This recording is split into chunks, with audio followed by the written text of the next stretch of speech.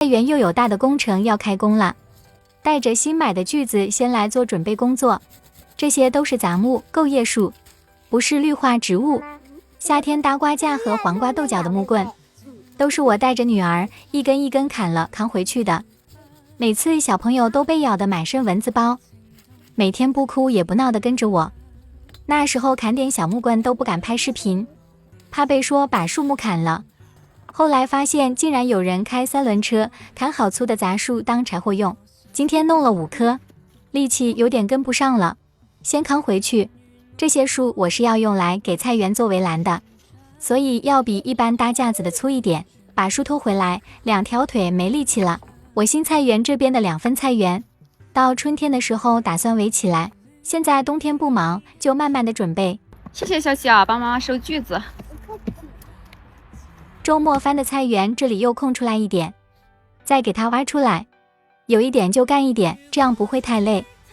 明年我准备自己买浇水的水管，每天浇了水就放在菜园里，不想天天收。还有一些日常用的工具也准备放在菜园，不想拿来拿去了，所以准备围起来。现在闲的时候就准备木棍，到时候围着菜园栽一圈，再买点圈鸡舍的那种网，沿着菜园围一圈。不是特别大的石头，妈妈自己都可以弄起来。你看，今天光挖到10块，好在都不是很大个的，没有力气了，挖得很慢。终于挖完了，这2块菜园中间的田埂让我挖掉了，准备春天再重新弄的。想一想，还是现在给它修好吧，方便走路。上午给我姐姐寄了一些蔬菜，有网友说运费太贵了，不划算。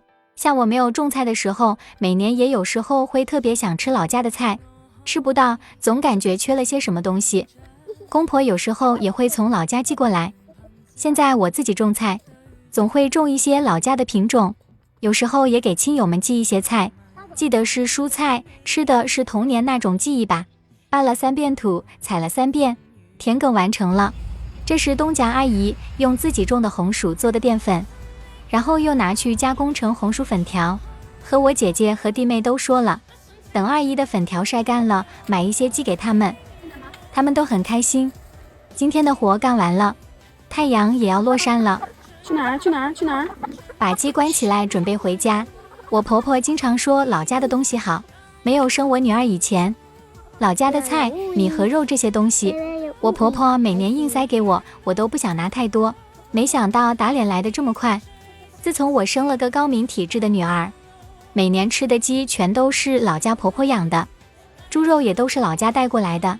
现在自己种了菜，还养起了鸡。今天把芥菜疙瘩泡上了。下去，下去，干啥呢？人虽然在城市过的这完全是农村生活呀，一下子给他扒拉走了。温柔一点嘛，摔死了。